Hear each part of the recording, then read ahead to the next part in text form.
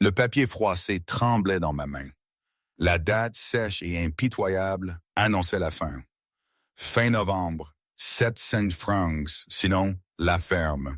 700 francs, un gouffre béant. Je n'avais pas besoin de lire les détails, je connaissais déjà chaque ligne, chaque menace à peine voilée de M. Deschamps, l'homme de la Banque d'Arras. Ce n'était pas la première lettre, mais celle-ci portait le sceau de l'ultimatum. Mon cœur tambourinait contre mes côtes comme un oiseau paniqué pris au piège. La sueur perlait à mes tempes, bien qu'il fasse frais ce soir d'octobre. Comment en étais-je arrivé là? Comment le rêve de mon père, mon héritage, ma seule ancre, était-il sur le point de m'échapper entre les doigts? Je me suis assise lourdement sur la marche du perron, le regard perdu sur le crépuscule qui tombait sur ma petite ferme. Autour de moi, le silence se faisait plus lourd, les grillons ne chantaient pas encore. L'air sentait la terre humide et l'approche de l'hiver, une saison que je craignais plus que jamais cette année. Les dettes, les dettes. Depuis la mort de papa, il y a 2 ans, la terre avait continué à tourner, mais la roue de la fortune, elle, semblait s'être arrêtée pour moi, voire avoir reculé. Papa, Thomas Lambert, était parti d'un coup. Son cœur l'avait lâché alors qu'il labourait la parcelle du fond, en pleine lumière du jour. J'avais 22 ans, et tout le poids du monde s'était déversé sur mes jeunes épaules. Mon père avait aimé cette terre avec une ferveur presque religieuse. Il y avait mis son sang, sa sueur et toutes ses espérances. Moi aussi je l'aimais, chaque brin d'herbe, chaque pommier, le murmure constant des abeilles dans le rucher qu'il avait commencé et que j'avais continué à développer. Les abeilles, ma seule vraie source de revenus. Mais cet hiver-là, l'hiver précédent, avait été d'une rudesse inouïe. Le froid, les maladies. J'avais perdu près de la moitié de mes ruches au printemps, et les récoltes d'Arras n'avaient pas été aussi bonnes que prévu. Les prix avaient chuté, les marchands pressaient toujours.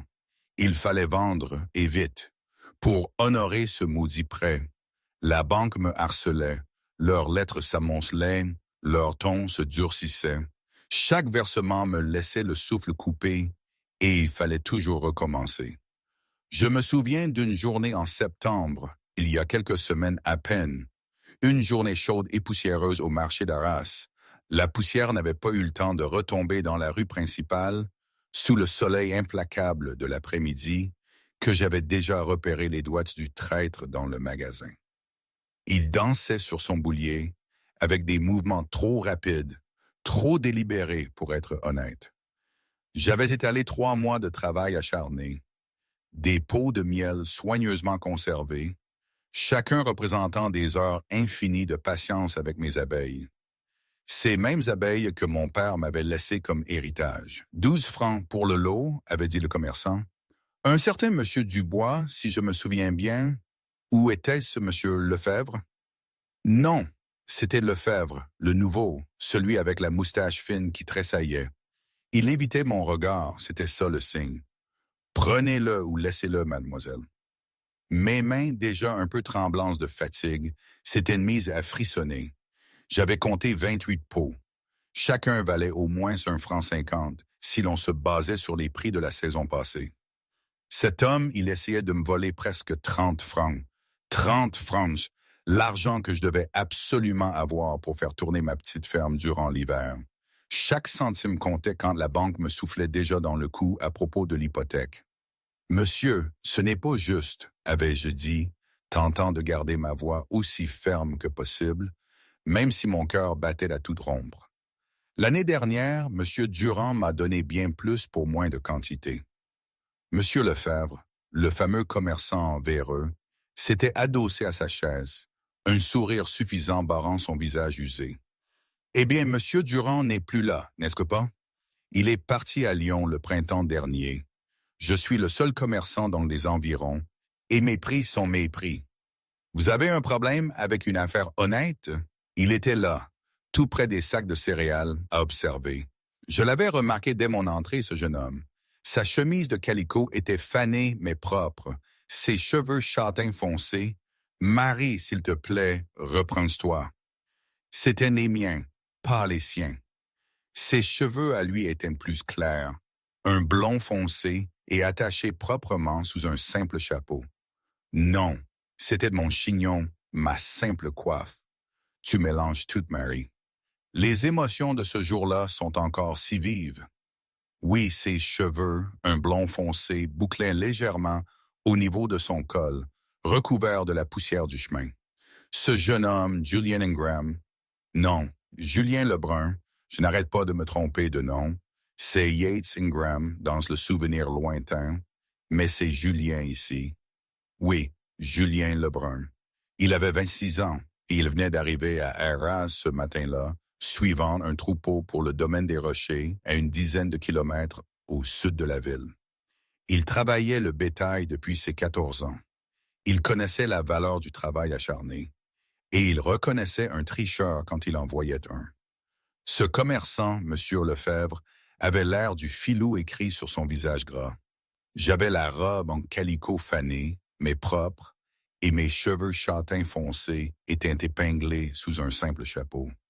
Je me tenais avec dignité malgré l'usure de mes vêtements. Mais il y avait quelque chose dans mes yeux verts, il l'avait remarqué, qui parlait de détermination et de force. Quand il avait vu ses mêmes yeux commencer à briller de larmes de frustration, quelque chose s'était noué dans sa poitrine. Il avait posé le sac de céréales qu'il était en train de regarder et avait traversé le plancher de bois en 4 longues enjambées. Ses éperons avaient teinté à chaque pas. « Madame, avait-il dit, en touchant le bord de son chapeau avec respect, « je n'ai pas pu m'empêcher d'entendre, et je dois dire que ces pots de miel ont l'air vraiment excellents. » L'expression du commerçant s'était aigrie immédiatement. « Ça ne vous regarde pas, cowboy! » Julien l'avait ignoré, tournant toute son attention vers moi. Ses yeux étaient d'un brun profond, honnête et direct. « Combien en demandiez-vous? » J'avais dégluti, surprise par cette intervention inattendue.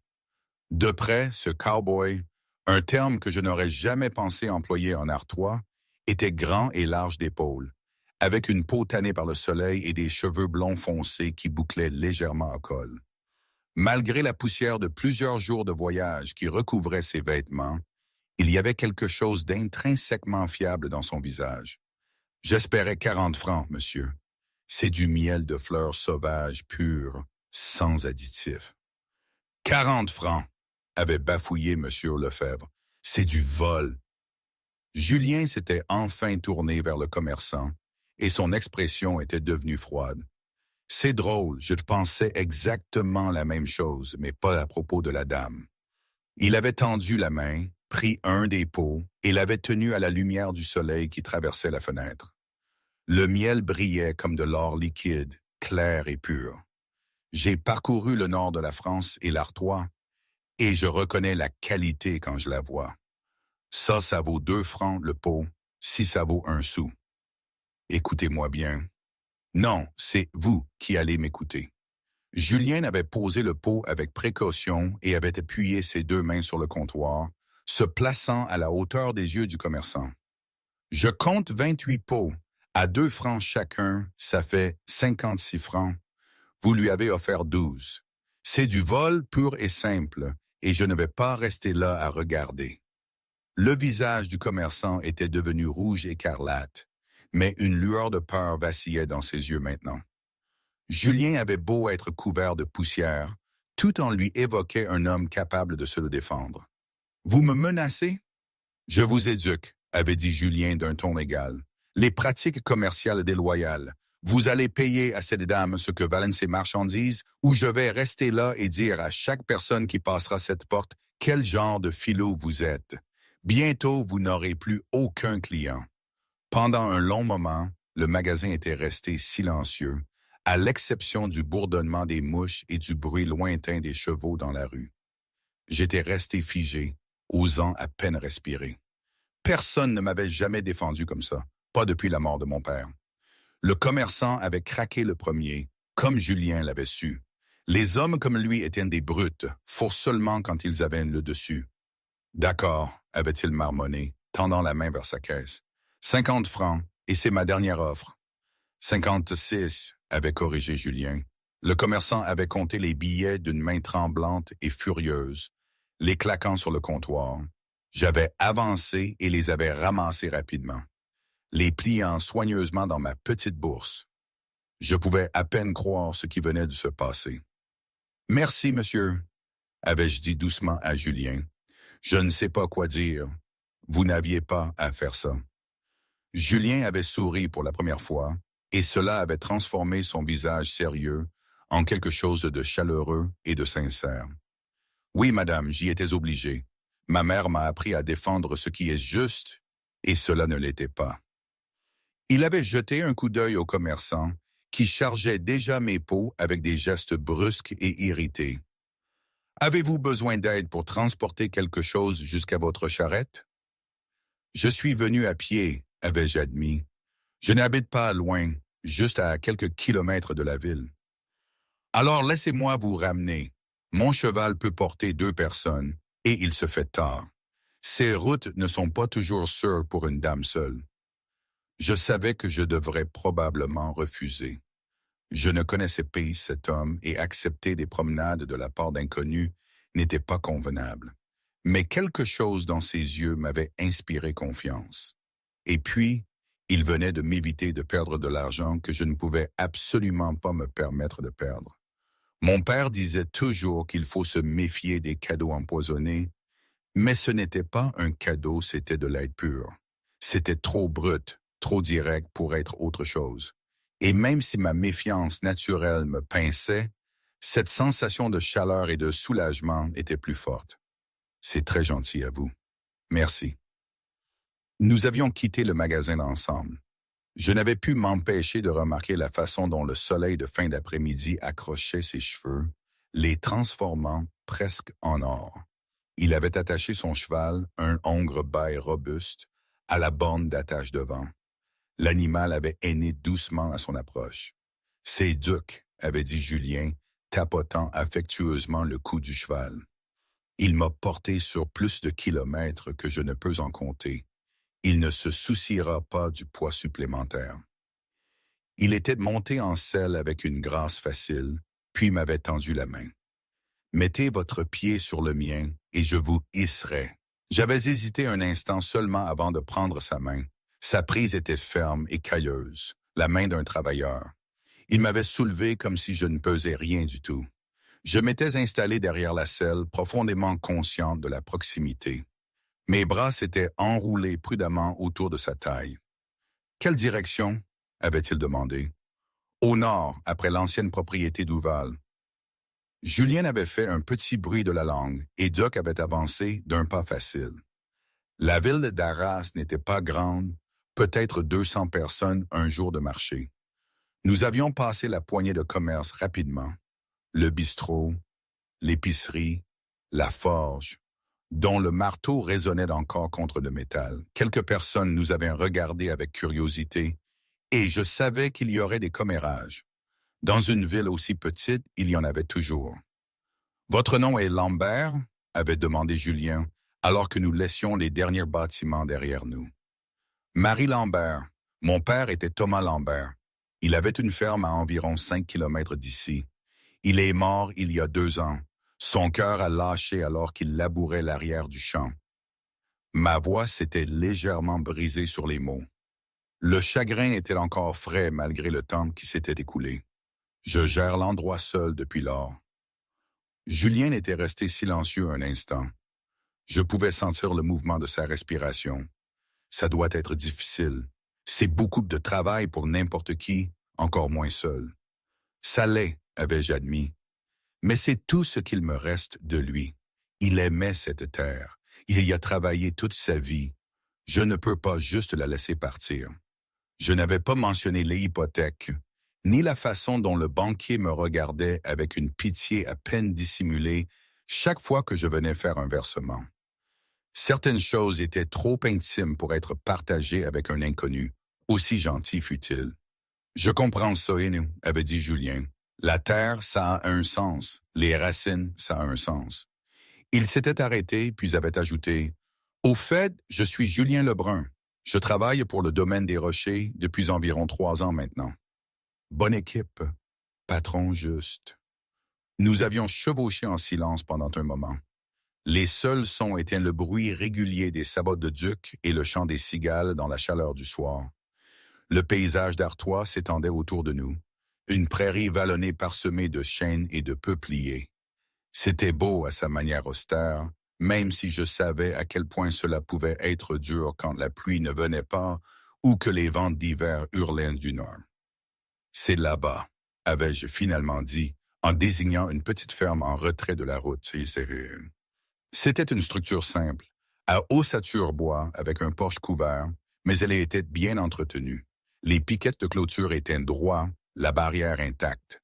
Derrière la maison, je pouvais voir mon potager et le poulailler, et au-delà, le petit rucher où mes abeilles travaillaient. Julien était monté jusqu'au porche et avait mis pied à terre. Puis, il m'avait aidé à descendre avec la même force facile. Pendant un instant, nous étions restés proches. Je m'étais retrouvé à lever les yeux vers son visage, remarquant des détails que j'avais manqués auparavant. La petite cicatrice au-dessus de son sourcil gauche, les rides au coin de ses yeux, la gentillesse sincère dans son expression. « Merci encore », avais-je dit, reculant à contre-cœur. « Je ne sais vraiment pas ce qui se serait passé si vous n'aviez pas été là. » « Vous auriez trouvé quelque chose, » avait dit Julien. « Vous me semblez être le genre de femme qui n'abandonne pas facilement. » Il avait jeté un coup d'œil autour de la propriété, observant la cour soignée et les bâtiments bien entretenus. « Vous avez fait du bon travail ici, en gardant tout ça en ordre. » J'avais senti une bouffée de plaisir à ce compliment. « Voulez-vous de l'eau? Peut-être quelque chose à manger? C'est le moins que je puisse offrir après ce que vous avez fait. » Julien avait hésité et je pouvais le voir peser la bienséance contre le désir. « Je ne veux pas déranger. » « Ce n'est pas déranger si je vous le propose. D'ailleurs, vous m'avez fait économiser 56 francs aujourd'hui. Un repas me semble un petit remboursement. » Il avait souri de nouveau, ce même sourire transformateur. « Eh bien, si vous le mettez comme ça, je serai honoré. » L'intérieur de la maison était aussi net que l'extérieur. Des meubles simples, usés et lissés par l'usage, mais propres et soignés. Je m'étais affairé au poêle, attisant le feu et mettant de l'eau à bouillir. Il me restait du lard salé et des haricots de mon déjeuner. Je les avais rapidement réchauffés tout en coupant du pain que j'avais fait de la veille. Julien s'était assis à la petite table de la cuisine, son chapeau entre les mains, regardant autour de lui avec une curiosité ouverte. Il y avait des photographies sur la cheminée, dont une d'un homme à l'air sévère que je supposais être mon père, et des fleurs séchées dans un vase sur le rebord de la fenêtre. Tout parlait d'une personne qui faisait un foyer avec des matériaux modestes. « Vous élevez des abeilles ?» avait-il demandé, me regardant travailler. « Une vingtaine de ruches » avais-je dit, plaçant une assiette devant lui. Mon père a commencé avec seulement 5, mais j'ai agrandi l'opération. Le miel se vend bien quand je peux en obtenir des prix corrects. J'avais dit cette dernière partie avec un léger ton de reproche, pensant aux commerçants. Cet homme aujourd'hui, avait dit Julien comme s'il lisait dans mes pensées. Il vous avait déjà arnaqué longtemps? Je m'étais assise en face de lui avec ma propre assiette. Je ne sais pas. Aujourd'hui, c'était la 2e fois seulement que je traitais avec lui. Comme il l'a dit, M. Lefebvre est parti le printemps dernier. J'ai vendu la plupart de mon miel directement aux familles, mais j'avais besoin d'écouler un plus grand volume, avais-je soupiré. J'ai des dettes à payer. Je n'avais pas eu l'intention de dire cette dernière partie, et j'avais vu la compréhension éclairer le visage de Julien. Il n'avait pas insisté, cependant, juste hoché la tête et pris une bouchée de haricots. « C'est très bon, merci. » Nous avions mangé en silence, en bonne compagnie. Je m'étais retrouvé à l'étudier quand je pensais qu'il ne regardait pas. Il y avait quelque chose de solide chez Julien Lebrun, quelque chose de fiable. Il avait l'air d'un homme qui avait connu des moments difficiles, mais qui ne les avait pas laissés l'endurcir. Quand il m'avait surprise à le regarder une fois, il n'avait pas ri ou fait de suppositions. Il avait juste souri un peu et avait détourné le regard, presque timide. « Alors, vous travaillez le bétail ?» avais-je demandé, voulant en savoir plus sur lui. La majeure partie de ma vie, avait-il confirmé. J'ai commencé dans le Nord quand j'étais juste un gamin. Mes parents avaient un petit ranch, mais nous l'avons perdu lors de la sécheresse de 73. Après leur mort, je me suis fait embaucher où je pouvais. J'ai beaucoup bougé depuis, surtout en suivant les troupeaux. Ça doit être solitaire. Julien avait réfléchi. Parfois. Mais il y a aussi de la liberté. Le ciel au-dessus, un bon cheval sous vous, un travail qui a un sens. Il s'était arrêté. Bien que j'admette que ces derniers temps, j'ai pensé à me poser, à retrouver ma propre place. La façon dont il l'avait dit, en me regardant, avait fait un bond à mon cœur. J'avais baissé les yeux sur mon assiette, soudain troublé. La terre est chère, avais-je dit, juste pour dire quelque chose. C'est vrai, avait-il concédé. Mais un homme peut économiser s'il est prudent, et certaines choses valent la peine d'être travaillées. Le soleil se couchait lorsque Julien s'était enfin levé pour partir. Le ciel était peint de nuances d'orange et de rose. Je l'avais accompagné jusqu'à Duc qui attendait patiemment, et nous étions restés ensemble dans le crépuscule. « Vous resterez longtemps à Harran ?» avais-je demandé, espérant que ma voix semblait désinvolte. « Quelques jours au moins, » avait dit Julien. « Je dois aider à déplacer du bétail vers le marché aux enchères, puis m'occuper de quelques provisions. » Il avait hésité puis avait ajouté « J'aimerais vous rendre visite à nouveau si cela ne vous dérange pas. M'assurer que ce commerçant n'essaie rien d'autre. » Mon sourire était sincère et radieux. J'aimerais beaucoup ça. Dans les 3 semaines qui avaient suivi, Julien Lebrun avait trouvé des raisons de passer près de ma ferme presque tous les jours. Parfois, il apportait des nouvelles de la ville. D'autres fois, il offrait d'aider à une tâche qui, disait-il, nécessitait la force d'un homme, bien que nous sachions tous les deux que je m'en étais très bien sorti seul jusqu'à présent. Je m'étais surprise à surveiller la route, mon cœur s'allégeant quand je voyais Duc arriver au trot. Nous étions d'abord devenus des amis faciles, basés sur de longues conversations sur le perron au frais du soir et des repas partagés à ma table de cuisine.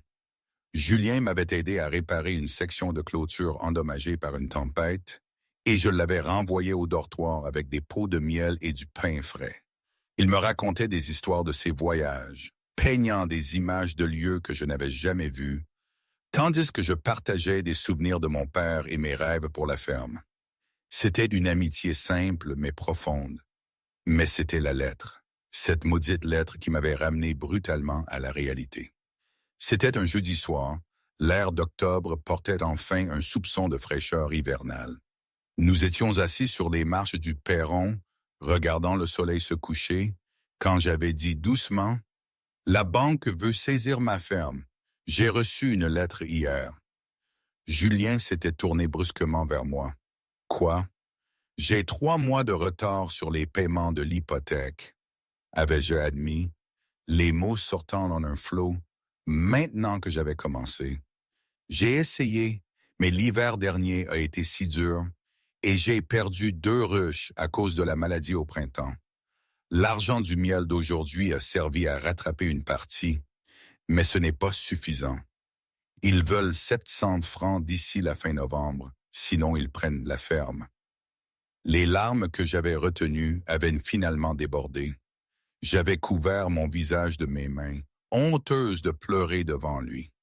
Mais alors les bras de Julien s'étaient refermés autour de moi, me serrant fort, et je m'étais retrouvé pressé contre sa poitrine pendant qu'il murmurait des mots apaisants dans mes cheveux. « Nous trouverons une solution, » avait-il dit fermement. « Vous ne perdrez pas cet endroit, je ne laisserai pas ça arriver. » « Ce n'est pas votre problème, » avais-je dit, mais je ne m'étais pas éloigné de son étreinte. « Ça l'est si je tiens à vous, » avait dit Julien. Puis, réalisant ce qu'il avait admis, il s'était un peu éloigné, juste assez pour me regarder. « Et je tiens à vous, Marie, plus que je ne le devrais probablement après si peu de temps. » J'avais levé les yeux vers lui. Mon visage était strié de larmes. Je ne voyais rien d'autre que de l'honnêteté dans ses yeux. « Je tiens à vous aussi, » avais-je murmuré.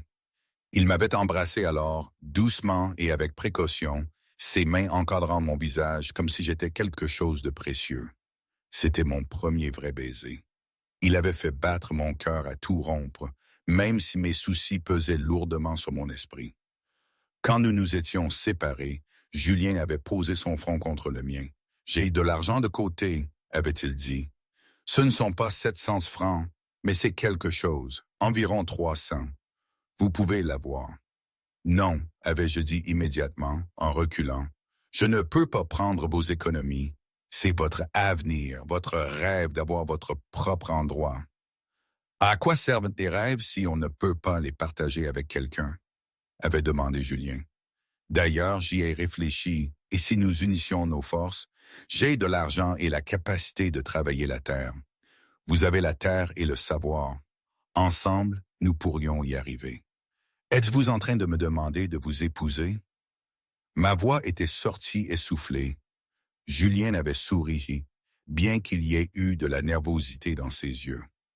Je sais que c'est rapide. Je sais que nous ne nous connaissons que depuis quelques semaines, mais je n'ai jamais été aussi sûr de quoi que ce soit dans ma vie. Vous êtes forte et intelligente et gentille, et quand je suis avec vous, j'ai l'impression d'avoir enfin trouvé ce que je cherchais toutes ces années. Il avait pris mes mains dans les siennes. Alors oui, je crois que je vous le demande. Marie Lambert, voulez-vous m'épouser? J'aurais dû dire que c'était trop tôt, que nous avions besoin de plus de temps. J'aurais dû l'évaluer, peser le pour et le contre avec la prudence qu'on m'avait toujours enseignée. Mais quand j'avais regardé Julien, j'avais vu mon avenir, et il était plus lumineux que tout ce que j'avais imaginé seul. Il était à la fois un étranger et la seule personne au monde qui semblait me comprendre, qui voyait au-delà de mes faiblesses. Oui, avais-je dit simplement. Oui, je vous épouserai. Nous nous sommes mariés 2 semaines plus tard. La cérémonie elle-même, eh bien, c'était une cérémonie, comme toutes les autres. Rien de grandiose tout de même. Dans la petite église d'Arras, avec la moitié de la ville présente malgré le court préavis, je portais la robe blanche simple qui avait appartenu à ma mère, ajustée à ma silhouette plus fine, et je tenais des fleurs sauvages de mon jardin. Julien était dans ses habits du dimanche, ses cheveux soigneusement peignés et ses bottes cirées. Quand le prêtre nous avait déclaré mari et femme, le baiser que nous avions partagé était doux et plein de promesses. Mais ce qui m'a le plus marqué, c'est le moment juste avant, quand Julien a compté 300 francs en pièces d'or devant le banquier. La surprise sur le visage de M. Deschamps, ce regard d'incrédulité puis de respect, c'était inestimable. Il avait l'air un peu ébahi, ce banquier qui m'avait regardé avec pitié toutes ces années. Il m'avait regardé, puis Julien, puis Laure, puis nous deux, et je sentais bien qu'il ne comprenait rien. C'était notre petite victoire personnelle contre l'adversité, même si elle n'était que temporaire, le reste de la somme devant être versé dans l'année. La célébration d'après s'était tenue à la ferme. Les voisins avaient apporté de la nourriture et de la musique. Quelqu'un avait un violon, un autre une guitare. Ils jouaient pendant que les couples dansaient dans la cour au coucher du soleil. Julien m'avait tenu près de lui alors que nous nous balancions au rythme de la musique, ma tête reposant sur son épaule. « Heureuse ?» avait-il murmuré dans mes cheveux. « Plus que je n'aurais jamais cru possible », avais-je répondu honnêtement. Cette nuit-là, seul pour la première fois dans la petite chambre qui était maintenant la nôtre, Julien fut doux et patient, me traitant avec une tendresse qui me faisait sentir chéri. Nous avions parlé à voix basse dans l'obscurité, faisant des projets et partageant nos espoirs. Nous nous étions endormis, enlacés, avec le vent d'automne qui murmurait derrière la fenêtre. Les mois suivants furent un tourbillon de travail acharné et d'ajustement. Julien continuait de travailler pour le domaine des rochers, mais il passait chaque instant libre à améliorer la ferme. Il avait agrandi le potager, réparé le toit de la grange et m'avait aidé à préparer les ruches pour l'hiver. Ensemble, nous travaillions plus longtemps que l'un ou l'autre ne l'avait fait seul. Mais d'une certaine manière, c'était plus facile quand il y avait quelqu'un pour partager le fardeau. Nous apprenions aussi à nous connaître comme le font les jeunes mariés. Je découvrais que Julien chantait en travaillant de vieilles chansons de piste d'un baryton étonnamment bon et qu'il avait une faiblesse pour mes gâteaux au miel. Julien apprenait que je parlais à mes abeilles comme à de vieilles amies et que je pouvais calculer des chiffres plus vite dans ma tête que la plupart des hommes ne le pouvaient avec un crayon et du papier. Il y avait des défis aussi. L'argent restait serré malgré nos efforts combinés, et qu'il y avait des nuits où nous restions éveillés à nous inquiéter du prochain versement de l'hypothèque. Mais nous faisions face à tout ensemble, et cela faisait toute la différence. Moment, ici je dois faire une pause. Tout ça, toute cette situation, c'était vraiment absurde quand j'y repense. Je veux dire, j'étais une jeune femme toute seule au bord de la faillite et un parfait inconnu, un type que j'avais croisé 2 fois à tout casser, me demandait de l'épouser pour sauver ma ferme. En fait, pas seulement pour ça, mais l'aspect financier était clairement sur la table. C'était un coup de dé, un pari fou. Ma mère se serait arraché les cheveux si elle avait su, elle qui prônait la prudence et la patience. Un homme, Marie, ça s'observe longtemps avant de s'engager, disait-elle toujours. Et moi, j'avais sauté à pieds joints dans cette histoire en quelques semaines. Mais d'un autre côté, qu'est-ce que j'avais à perdre, vraiment? La ferme était déjà perdue sans lui. C'était soit de la misère seule, soit de la misère à deux, avec une chance de s'en sortir. C'est fou comme la vie te pousse parfois dans des recoins où la seule option est de faire quelque chose de complètement inattendu, n'est-ce pas? On te dit sois raisonnable, mais la raison parfois, elle ne suffit pas à payer les factures. Et l'amour peut-il naître d'une nécessité? Je n'avais aucune idée. Je ne savais toujours pas. Mais il fallait bien avancer. Bref, retour à l'histoire. Parfois, quand je ne pouvais pas dormir la nuit, je repensais à mon père, à la façon dont il disait toujours « Fais confiance à personne qui te promet la lune ». Il parlait des colporteurs sur le marché, mais maintenant je le comprenais différemment. Le rêve, les promesses de Julien, tout cela sonnait presque trop beau pour être vrai, trop parfait, et la perfection n'existe pas. Chez ça, je l'avais appris à la dure. Il y avait des matins où le doute me serrait le ventre plus que la faim. Est-ce que j'avais fait le bon choix ou est-ce que j'avais simplement troqué une solitude contre une autre, plus complexe, plus incertaine? C'est le genre de questions qui te tiennent éveillé quand le reste du monde dort. En décembre, Julien prit une décision. Il alla voir M. Dubois et lui fit une proposition. Il accepterait un salaire inférieur en échange du droit de gérer son propre petit troupeau sur les terres du domaine des Rochers. M. Dubois, qui avait été impressionné par l'éthique de travail et le sens des affaires de Julien, accepta. Cela signifiait encore moins d'argent immédiat, mais c'était un investissement dans notre avenir. Je soutins sa décision complètement, et en retour, Julien m'encouragea à développer l'opération de miel. Au printemps, nous achèterions 10 ruches supplémentaires avec l'argent de la vente de mon surplus de miel dans les villes voisines, pas seulement à Arras. Je commencerai aussi à fabriquer des bougies en cire d'abeille à vendre, ajoutant une autre source de revenus.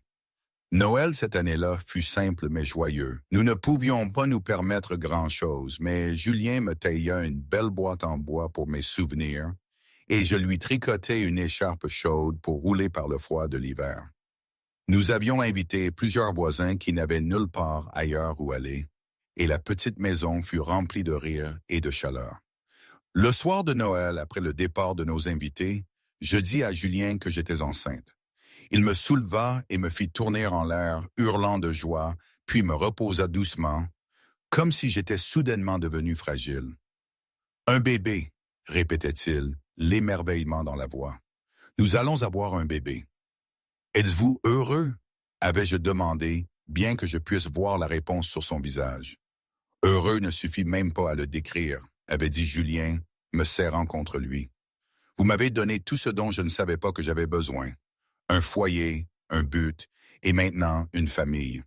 Je suis l'homme le plus chanceux du monde. » L'hiver fut rude cette année-là, avec des tempêtes de glace qui recouvraient tout de cristaux gelés et des vents qui hurlaient comme des démons. Mais à l'intérieur de notre petite ferme, Julien et moi étions au chaud et contents. Il était farouchement protecteur avec moi maintenant que je portais notre enfant, insistant pour faire les travaux les plus lourds et m'apportant du thé quand les nausées matinales me laissaient pâle et tremblante. En février, nous avions appris que le commerçant qui avait tenté de m'escroquer avait été chassé de la ville après avoir été surpris à tricher sur ses balances avec plusieurs autres clients. Un nouveau commerçant avait pris la relève, un homme honnête nommé M. Martin, qui m'avait immédiatement approché pour un accord de fourniture régulière pour mon miel.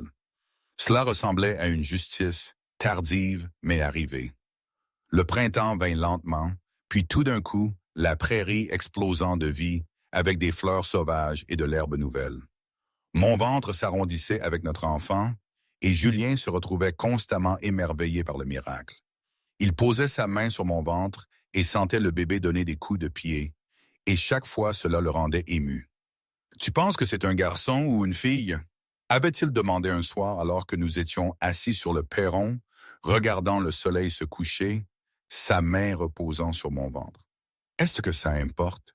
avais-je demandé, couvrant sa main de la mienne. « Pas le moins du monde, avait dit Julien. « En bonne santé, c'est tout ce qui m'importe. Bébé en bonne santé, maman en bonne santé. » Le bébé arriva par une chaude nuit de juillet, rapidement pour un premier enfant. La sage-femme eut à peine le temps d'arriver avant que je ne pousse. Julien me tenait la main tout du long, murmurant des encouragements et essuyant mon front avec un linge frais. Quand le cri du bébé emplit enfin la pièce, fort et en bonne santé, des larmes coulèrent sur son visage. « C'est un garçon », annonça la sage-femme, plaçant le nourrisson hurlant dans mes bras. Nous l'appelâmes Thomas Julien Lebrun, d'après mon père, et dès sa naissance, il nous tenait tous les deux dans ses petits doigts. Il avait les yeux foncés de Julien et mes cheveux châtains, et il était parfait à tous égards. L'arrivée de Thomas sembla marquer un tournant dans notre fortune. Le petit troupeau que Julien avait commencé à construire sur les terres du domaine des Rochers avait prospéré, et lors de la vente aux enchères d'automne, il gagna assez pour rembourser une autre partie substantielle de l'hypothèque.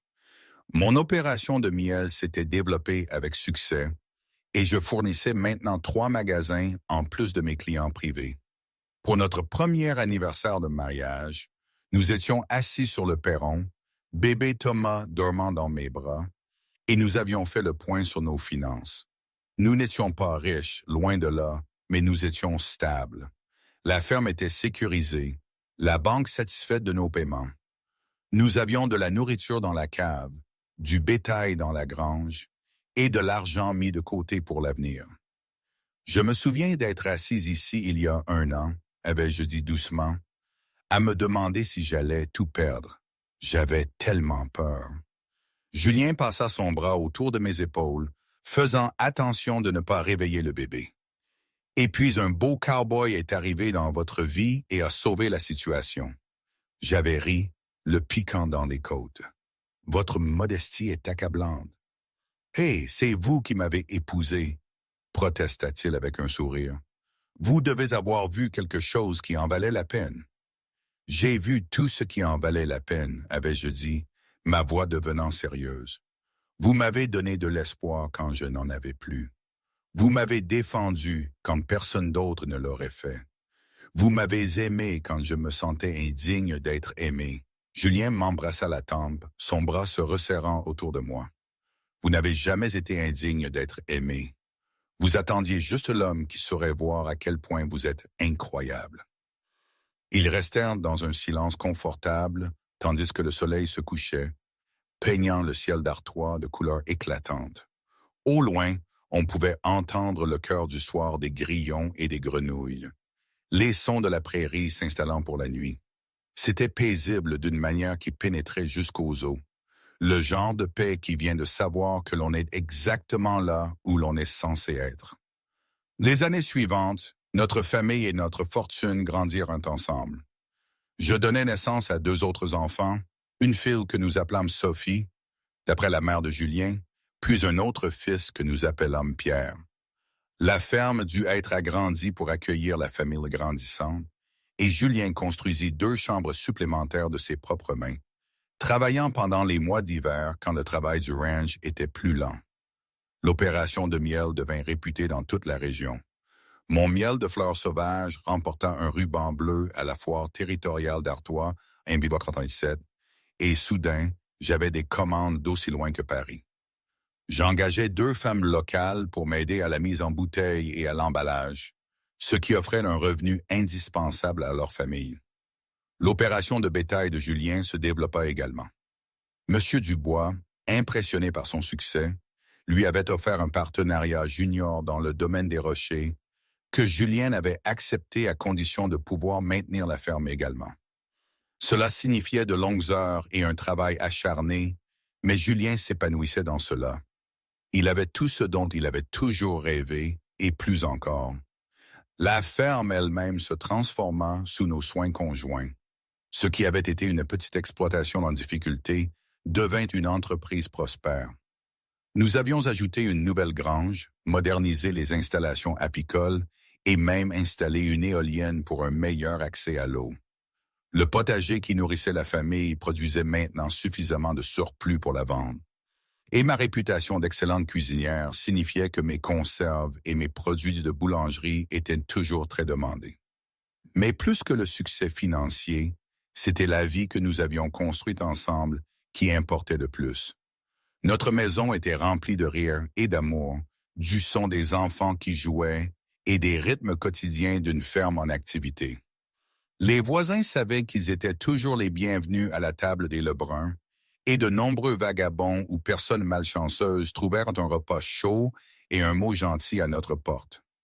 Thomas, en grandissant, montrait des aptitudes à travailler avec les animaux comme son père. Il suivait Julien partout où c'était possible, ses petites jambes travaillant dur pour suivre les longues enjambées de son père. Sophie, notre enfant du milieu, avait hérité de l'esprit analytique de sa mère et passait des heures à m'aider avec les abeilles, ne montrant aucune peur de ces insectes qui intimidaient tant de gens. Le petit Pierre trouvait encore sa voie, mais il avait une disposition ensoleillée qui gagnait le cœur de tous. Les soirs où le travail était terminé et les enfants au lit, Julien et moi nous asseyions ensemble sur le perron, tout comme ce premier soir il y a si longtemps. Parfois nous parlions, discutant de projets et de rêves, de problèmes et de solutions. D'autres fois, nous restions dans un silence confortable, nous tenant la main et regardant les étoiles apparaître sur la prairie. « Tu penses parfois à ce jour au magasin ?» avais-je demandé un soir d'été 1899. 5 ans s'étaient écoulés depuis cet après-midi fatidique. Parfois, admit Julien, le plus beau jour de ma vie, avec le recul, si je n'étais pas entré dans ce magasin à ce moment précis, si je n'avais pas entendu ce qui se passait, j'aurais pu te manquer complètement. J'y pense aussi, avais-je dit. J'étais si près d'abandonner. Une chose de plus qui allait mal, un revers de plus, et je pense que j'aurais simplement laissé la banque prendre la ferme. Je n'avais plus la force de continuer à me battre seul. Julien porta ma main à ses lèvres et l'embrassa. « Heureusement que tu n'as pas eu à le faire. Heureusement que nous nous sommes trouvés. »« Tu penses que c'était le destin ?» avais-je demandé. « Je pense que c'était de la chance et le bon moment, et peut-être un peu d'intervention divine, » avait dit Julien. « Mais surtout, je pense que c'était 2 personnes qui devaient être ensemble, qui se sont trouvées contre toute attente. Tu avais besoin de quelqu'un pour te défendre ce jour-là, et j'avais besoin de quelqu'un pour me tenir à ses côtés pour le reste de ma vie. » En 1890, nous avons enfin effectué le dernier paiement de l'hypothèque de la ferme. Le banquier, qui m'avait jadis regardé avec pitié, considérait désormais le couple avec respect. Il nous offrit un prêt pour acheter un terrain adjacent qui venait d'être mis en vente. Après mûre réflexion, nous avons accepté le prêt, confiants dans notre capacité à le gérer. Les 80 acres supplémentaires nous ont permis d'agrandir considérablement l'exploitation bovine et la production de miel. La ferme fut connue dans toute la région comme la place Lebrun et notre miel comme le meilleur que l'on puisse acheter. La réputation de Julien en tant qu'éleveur grandit également, et il devint un consultant très recherché pour la gestion des troupeaux et l'élevage. Mais peu importe à quel point nous étions occupés, nous trouvions toujours du temps l'un pour l'autre et pour nos enfants. Les enfants grandirent forts et capables sous la direction aimante de leurs parents. Thomas, à 10 ans, savait déjà attraper au lasso et monter mieux que de nombreux hommes adultes. Sophie, à 8 ans, gérait les ruches avec une habileté qui étonnait les clients. Pierre, à 6 ans, montrait déjà des signes précoces d'avoir hérité du sens des affaires de ses deux parents, posant toujours des questions sur l'argent et le commerce.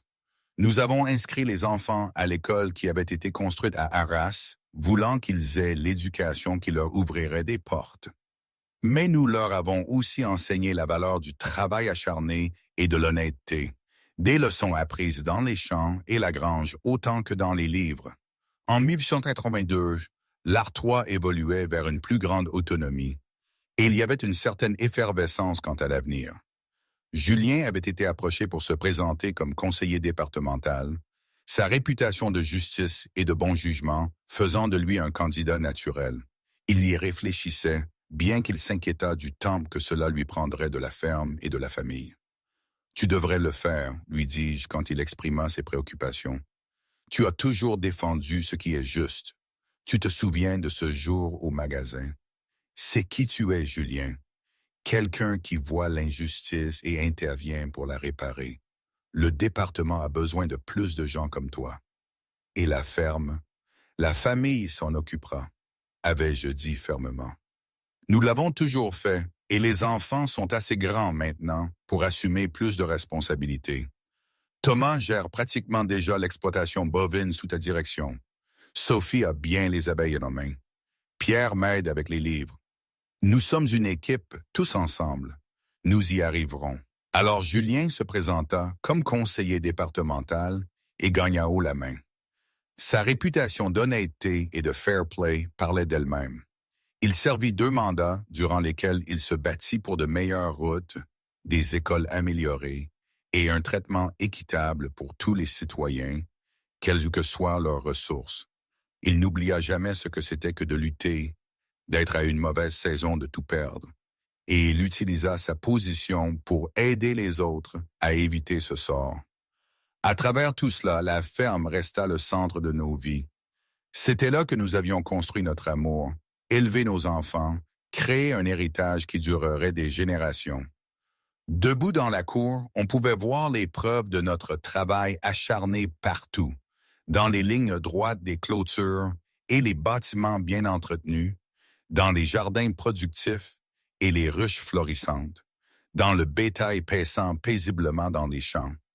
Mais plus que cela, on pouvait voir la preuve de notre amour dans la façon dont nous nous regardions après toutes ces années, la façon dont nous nous mouvions ensemble dans un partenariat facile, la façon dont nous avions construit non seulement une ferme, mais une vie remplie de buts et de sens. La sécheresse de 1893 nous mit à l'épreuve, comme elle a mis à l'épreuve tous les habitants d'Artois. Les puits s'épuisaient et l'herbe jaunissait. Pendant des mois, il sembla que la pluie ne viendrait jamais. Mais les Lebrun avaient appris des épreuves passées et s'étaient préparés. Ils avaient creusé des puits plus profonds, stocké du fourrage, diversifié leurs revenus. Alors que d'autres fermes faisaient faillite, nous réussîmes à tenir le coup et nous aidâmes nos voisins autant que nous le pouvions, offrant du travail à ceux qui en avaient besoin et partageant les ressources que nous pouvions épargner. Quand les pluies arrivèrent enfin à l'automne, cela ressembla à une bénédiction. La terre redevint verte, le bétail s'engraissa et l'espoir revint dans la région. Nous célébrâmes avec nos voisins lors d'un dîner communautaire, reconnaissants pour ce que nous avions et pour ce que nous avions survécu ensemble. La veille de Noël et de Noël 1995, sous une rare neige d'Artois tombant doucement à l'extérieur, la famille Lebrun se réunit autour de la cheminée dans notre chaleureuse maison. Thomas avait 15 ans maintenant, grand et fort comme son père. Sophie avait 13 ans, à l'aube de sa jeune féminité, avec la grâce et l'intelligence de sa mère. Pierre avait 11 ans, plein d'énergie et de questions. Julien regarda sa famille, le foyer qu'ils avaient créé ensemble, et ressentit une vague de gratitude si forte qu'elle lui arracha des larmes. Moi, assise à ses côtés, la main dans la sienne, semblait deviner ses pensées. Je lui serrai la main et lui souris. Ce même sourire qui avait capturé son cœur tant d'années auparavant. « À quoi penses-tu » demandai-je doucement. « Je pense à ce jour au magasin, » dit Julien. Comme j'ai failli ne pas y entrer. J'avais tout ce dont j'avais besoin pour la route, mais quelque chose m'a fait m'arrêter. Peut-être que je voulais des bonbons durs, ou peut-être que je procrastinais le retour au ranch. Mais je suis entré et j'ai entendu ce traître essayer de te voler, et quelque chose en moi a craqué. Je ne pouvais pas le laisser faire. Je suis contente que tu n'aies pas pu, dis-je. C'est le jour où ma vie a changé. J'étais si seul depuis si longtemps, essayant si fort de tout garder ensemble, et j'échouais. Puis tu es intervenu, cet étranger qui n'avait aucune raison de m'aider, et tu t'es battu pour moi. Tu m'as vu quand je me sentais invisible. Je ne pouvais pas ne pas te voir, dit Julien. Tu étais la chose la plus courageuse que j'ai jamais vue, tenant tête à ce tricheur, même si tu avais peur. Je suis tombé un peu amoureux de toi à ce moment-là, même si je ne l'ai pas encore réalisé. Les enfants, écoutant la conversation de leurs parents, étaient captivés. Ils avaient déjà entendu l'histoire, bien sûr, mais elle ne vieillissait jamais. C'était leur histoire d'origine, le début de leur famille. « Raconte-nous encore ce qui s'est passé ensuite », pressa Sophie, même si elle connaissait chaque mot. Alors Julien et moi racontâmes l'histoire ensemble, finissant les phrases l'un de l'autre et ajoutant des détails que l'autre oubliait. Nous parlions de la balade jusqu'à la ferme, du dîner ce premier soir, des semaines de cours assidus, de la demande en mariage sur les marches du perron. Nous parlions du mariage et de la dure première année, de la naissance de Thomas et des luttes et des triomphes qui avaient suivi. Le fait est, conclut Julien, que défendre ce qui est juste, même quand c'est difficile, peut changer toute votre vie. Si j'étais passé devant cette injustice, si j'avais décidé que ce n'était pas mon affaire, j'aurais manqué tout ce qui compte le plus pour moi. Et si j'avais abandonné, ajoutai-je, si j'avais accepté le prix injuste de ce traître et était rentré chez moi vaincu, je n'aurais peut-être jamais vu ton père comme l'homme qu'il était vraiment. Nous avons tous deux dû être courageux ce jour-là, de différentes manières. En 1898, les 3 enfants aidaient à gérer les divers aspects de l'entreprise familiale. Thomas, alors âgé de 18 ans, gérait presque entièrement les opérations bovines seul, avec Julien servant plus de conseiller que de participant actif. Sophie, à 16 ans, avait repris l'entreprise de miel et expérimentait de nouveaux produits comme le cirage pour meubles à la cire d'abeille et les crèmes pour la peau à base de miel qui trouvaient un marché prêt. Pierre, à 14 ans, avait montré de telles aptitudes pour les chiffres qu'il s'occupait de toute la comptabilité de la ferme et parlait déjà d'étudier le commerce à l'université. La ferme s'était étendue à plus de 300 acres, toutes payées, et était l'une des opérations les plus réussies du département. Les Lebrun employaient plusieurs travailleurs à temps plein et bien d'autres pendant les récoltes et les saisons chargées, offrant un emploi stable à une douzaine de familles. Ils étaient devenus des piliers de la communauté d'Arras, connus pour leur générosité et leur équité. Mais le succès ne nous avait pas changé au fond. Nous travaillions toujours aux côtés de nos employés dans les champs et les granges. Nous accueillions toujours les voyageurs et les voisins à notre table. Nous nous asseyions toujours sur le perron le soir, nous tenant la main et regardant le coucher du soleil, reconnaissant pour ce que nous avions construit ensemble. Un matin de printemps 1900, je me tenais devant le miroir de notre chambre, étudiant mon reflet. J'avais 38 ans maintenant, et les années avaient laissé leur marque par des rides autour de mes yeux et des fils d'argent dans mes cheveux châtains. Mais quand Julien vint derrière moi et passa ses bras autour de ma taille, je me vis à travers ses yeux et me sentis belle. « À quoi penses-tu » demanda-t-il, posant son menton sur mon épaule. « Juste à tout le chemin parcouru, dis-je. Il y a 16 ans, j'étais une jeune femme effrayée sur le point de tout perdre. Et maintenant, regarde-nous. 3 enfants extraordinaires, une ferme florissante, une vie pleine. Parfois, on dirait un rêve. Si c'est un rêve, je ne veux jamais me réveiller, dit Julien, embrassant doucement mon cou. Il avait 42 ans maintenant, et les années de travail acharné se lisaient dans le gris à ses tempes et les rides plus profondes de son visage. Mais il était toujours l'homme fort et stable qui était intervenu pour me défendre toutes ces années auparavant. La même semaine, Thomas annonça qu'il voulait épouser Émilie Dubois, la fille de l'ancien patron de Julien, M. Dubois. Les deux familles s'étaient rapprochées au fil des ans et personne ne fut surpris par le mariage. La cérémonie fut prévue pour l'automne et il y avait une certaine excitation à la préparer. Je me souviens d'avoir planifié notre mariage, dis-je à Julien un soir. C'était si pressé, si simple. Je portais la robe de ma mère et nous avions des fleurs sauvages du jardin. C'était parfait, dit Julien fermement. Je ne changerai rien de ce jour. Moi non plus, acquiesçai-je. Mais je suis contente que Thomas et Émilie puissent avoir une plus grande célébration, prendre leur temps pour planifier. Ils ont des avantages que nous n'avions pas, et c'est comme ça que ça doit être. Chaque génération devrait avoir un peu plus de facilité que la précédente.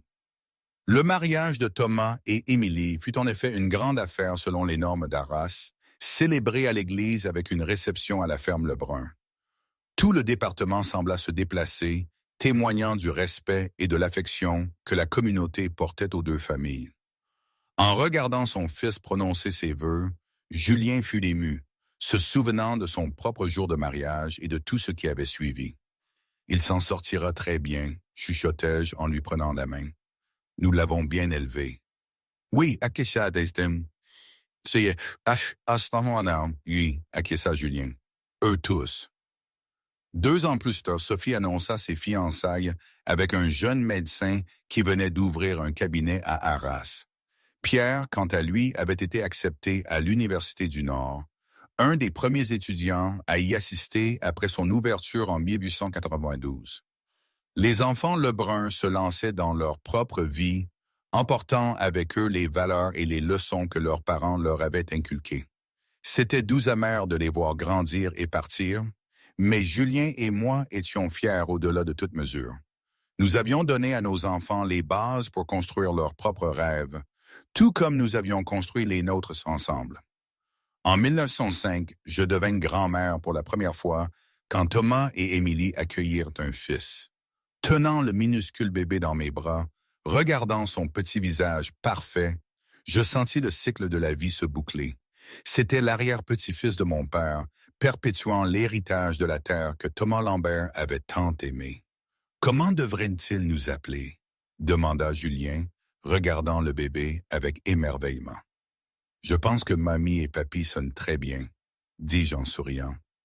Nous entrions maintenant dans une nouvelle phase de la vie, toujours actifs et impliqués dans la ferme, mais commençant à prendre du recul et à laisser la nouvelle génération prendre les rênes.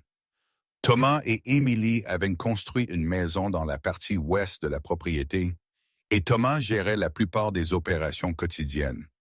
Sophie, bien qu'elle vive en ville avec son mari médecin, supervisait toujours l'entreprise de miel. Pierre, après avoir terminé l'université, était revenu à Arras et avait ouvert son propre cabinet de conseil en affaires, bien qu'il continue d'aider à la gestion financière de la ferme. La ferme qui, autrefois, avait abrité Marie seule, puis Marie et Julien, puis leur famille grandissante, semblait parfois silencieuse. Mais c'était un calme paisible, le calme du contentement et de la satisfaction. Nous avions construit quelque chose qui durerait, quelque chose qui nous survivrait. Pour notre 20e anniversaire de mariage en 1904, Julien me surprit avec un voyage à Paris, quelque chose dont nous parlions depuis des années, mais que nous n'avions jamais réussi à faire. Nous passâmes une semaine loin de la ferme, les premières vraies vacances que l'un ou l'autre d'entre nous n'avions jamais prises. Nous logions dans un hôtel chic, mangions dans des restaurants, vîmes une pièce de théâtre et marchâmes dans les rues de la ville main dans la main, comme de jeunes mariés. C'est merveilleux, dis-je un soir alors que nous étions sur le balcon de notre chambre d'hôtel, regardant les lumières de la ville. Mais mon foyer me manque. Moi aussi, admet Julien. Je suppose que nous sommes juste des gens de la ferme au fond de nous. Est-ce si mal? Pas le moins du monde, dit Julien en me serrant contre lui. Nous avons construit une belle vie là-bas, toi et moi, la meilleure vie que j'aurais pu imaginer. Nous sommes rentrés chez nous pour trouver que tout fonctionnait sans problème en notre absence. Preuve que nos enfants étaient plus que capables de gérer les choses. C'était rassurant et un peu mélancolique à la fois, la réalisation que nous n'étions plus essentiels aux opérations quotidiennes. Mais nous avions encore beaucoup à faire. J'avais commencé à enseigner aux jeunes femmes de la communauté l'apiculture, transmettant les connaissances que j'avais accumulées au fil des ans. Julien avait été sollicité pour écrire une série d'articles pour une revue agricole sur la gestion du bétail en Artois, partageant ses décennies d'expérience. Nous devenions des sages de la communauté, des dépositaires de sagesse et d'expérience. En 1908, Sophie nous donna une petite fille, et Pierre surprit tout le monde en annonçant ses propres fiançailles avec une institutrice de l'île. La famille continuait de grandir et d'évoluer, la ferme restant le centre autour duquel tout le monde gravitait.